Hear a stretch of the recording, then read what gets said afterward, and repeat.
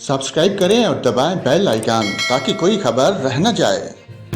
नाज़रीन, पाकिस्तान में रमज़ान का आगाज़ कब होगा, इस हवाले से अहले ईमान के लिए अच्छी खबर सामने आई है।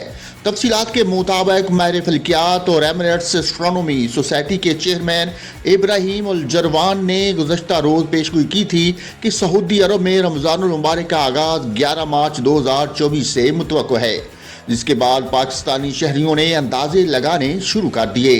कुछ लोग साबका रवायात को बुनियाद बनाकर अंदाज़ा लगा रहे हैं कि अगर सऊदी अरब में पहला रोज़ा 11 मार्च को होगा तो फिर इससे अगले रोज़ यानी 12 मार्च को पाकिस्तान में पहला रोज़ा हो सकता है, जबकि कुछ लोग इस बात को दलील के तौर पर मान रहे हैं, बल्कि कह रहे हैं कि माजी में सऊदी अरब और पाकिस्तान में एक साथ भी रमज़ान का आगाज़ और ईद उल फितर की रवायतें मौजूद हैं, इसलिए पाकिस्तान में भी रमज़ान का आगाज़ 11 मार्च से मुमकिन है।